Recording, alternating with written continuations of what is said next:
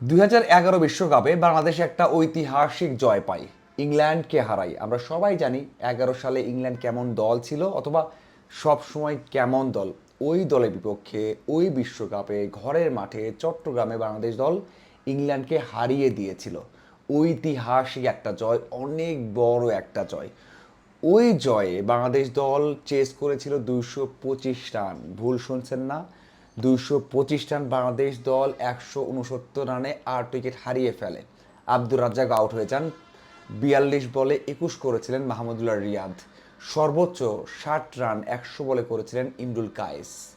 কিন্তু ম্যাচটা জিতিয়েছেন কে? সাকিব 2 উইকেট নিয়েছেন, আব্দুর রাজ্জাক 2 উইকেট নিয়েছেন। এইগুলো হচ্ছে বড় অবদান। ভালো বল করছেন সবাই, বড় অবদান। কিন্তু ওই যে 8 উইকেট যাওয়ার পর যখন নামলেন শফিউল, যে শফিউলকে অনেকে এখন চেনেন না, কিন্তু সেই শফিউল 24 বলে 24 করেছেন, একটা ছক্কা হাঁকিয়েছেন, 4টা 4 হাঁকিয়েছেন। সেই শফিউল ওই ম্যাচটা জিতিয়েছেন। আপনি কোনো জায়গায় নাম পাবেন না বড় অবদানে। বোলিংয়ে সাকিব, রাজ্জাক, ব্যাটিংয়ে মাহমুদুল্লাহ, অথবা আপনি বলবেন তামিম ইকবাল, অথবা আপনি বলবেন ইমরুল কায়েস, এবং ম্যাচ সেরার নামে দেখবেন ইমরুল কায়েস। কোথাও কিন্তু আর শফিউলকে খুঁজে পাবেন না। কিন্তু বাংলাদেশের এই খেলা যারা দেখেছেন, যারা এই ম্যাচ বারবার দেখবেন, তারা এই জয়ের নায়ক বলবেন শফিউলকে। এমন কিছু অবদান থাকে যে অবদানে আপনি নাম পাবেন না, যে অবদানকে আপনি হিসেবে স্বীকৃতি দিবেন না, কিন্তু দল জানে, যারা খেলা দেখেছেন তারা জানেন যে এই ম্যাচকে জিতিয়েছেন। বাংলাদেশ দল টেস্ট জিতেছে পাকিস্তানের বিপক্ষে। আপনি অনেক নাম পাবেন, মিরাজ 5 উইকেট, মুশফিকের সেই 71, 87 এবং 101, শান্তর 5 উইকেট, মিরাজের রানার 5 উইকেট, এবং তাইজুলের ভালো বোলিং, অনেক কিছু আমি পাবেন। একটা নাম, যে নাম হয়তো আপনি বলবেন, সেই নাম মানে এই ম্যাচ জয়ে সবচেয়ে বড় অবদান বললে ভুল হবে না, ভুল হবে না। কারণ তার পারফরমেন্স ছিল ধারাবাহিক, এবং ব্যাট হাতে যে অবদান রেখেছেন, রান করেছেন, সেটা আপনি অস্বীকার করতে পারবেন না। সেটা হচ্ছে তাসকিন আহমেদ। প্রথম ইনিংসে বাংলাদেশ দল 384 রান, 9 উইকেট, সেখান থেকে রানাকে নিয়ে 29 রানের পার্টনারশিপ, এবং তাসকিন করেছেন একাই 28 রান।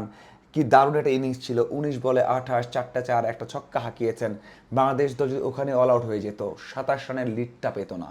বাংলাদেশ দল আরও লিড দিয়ে দিত। ফার্স্ট ইনিংসে পাকিস্তান লিড পেয়ে যেত। আর যারা টেস্ট ক্রিকেট দেখেন, যারা বোঝেন, ওই যে লিড পাওয়া আর না পাওয়া মেন্টালি, সাইকোলজিক্যালি কতটা বুস্ট দেয়, সেটা আমরা 27 রান লিড পাওয়ার পরেই বুঝতে পেরেছি। 27 রান থেকে 50 রান কিন্তু পাকিস্তান লিড পেত। ওই যে ওভারটা ক্যালকুলেশন, যে ওই ওভার খেলেছেন 5 থেকে 6 ওভার, পাকিস্তান আরও নির্ভর থাকতেন। 413 আর 384 মধ্যে অনেক ডিফারেন্স আছে, সাইকোলজিক্যাল অনেক ডিফারেন্স আছে। সেই জায়গাতে বাংলাদেশ দল এগিয়ে গেছে তাসকিনের জন্য, যিনি 28 রান করেছেন। বোলিংয়ে আসা যাক, যখন পাকিস্তান 210 রান 1 উইকেটে প্রথম ইনিংসে, মনে হচ্ছিল 500-600 রান করে ফেলে পাকিস্তান প্রথম ইনিংসেই, বড় লিড দিয়ে ফেলবেন, ব্যাট করা ইজি মনে হচ্ছে। ওই সময় আজানকে ফেরান তাসকিন, এবং তার কিছুক্ষণ পর 10 থেকে 12 রান পরে আবারও উইকেট নেন। সেই সময় ফেরান শান মাসুদকে, তাদের ক্যাপ্টেনকে। 2 ধাক্কা, এরপর তারা তো উইকেট হারিয়েছে, যদিও একটা পার্টনারশিপ করে তারা 300-350 পার করেছে। কিন্তু ওই যে তাসকিনের 2 উইকেট প্রথম ইনিংসে এবং 28 রান, এক কথায় বাংলাদেশকে লিড দিল। বাংলাদেশকে ব্যাট করে লিড দিলেন, বল করেও লিড দিলেন। আবার যখন বাংলাদেশ দল জয়ের পথে, যখন পাকিস্তান স্বপ্ন দেখছে যে এই রানটা চেস করবে, ড্র করবে, সেই সময় প্রথম ধাক্কা, প্রথম উইকেট কিন্তু তাসকিন নিয়েছেন। তাসকিন প্রথম উইকেট নিয়েছেন, ইমামকে ফিরিয়েছেন। এরপর আরও একটা বড় উইকেট নিয়েছেন সালমান আগার। যখন পার্টনারশিপ ব্রেক হয়েছে, যখন উইকেট খুব দরকার, রানার সেই তাণ্ডব, তার আগে উইকেট যখন চেঞ্জ হচ্ছে, উইকেট থেকে সহযোগিতা পাচ্ছে, তখন কিন্তু তাসকিন উইকেট নিয়েছেন। মানে 2 ইনিংসেই তাসকিন দারুণ করেছেন। সেটা অস্বাভাবিকভাবে আমরা হয়তো ভুলে যাচ্ছি, বা আমরা হয়তো স্বাভাবিকভাবে আলোচনা করছি না, কারণ অনেক অনেক পারফর্মার রয়েছেন, ম্যাচ জিতিয়েছেন, সেখানে তাসকিনের নামটা সামনে আসছে না। প্রথম ইনিংসে 18 ওভারে 70 রান দিয়ে 2 উইকেট নিয়েছেন। পরের যে ইনিংসটা 2টা উইকেট নিয়েছেন, 40 রান দিয়ে 2 উইকেট। তো এই যে অবদানটা, আপনি ম্যান অফ দ্য ম্যাচের নাম পাবেন না।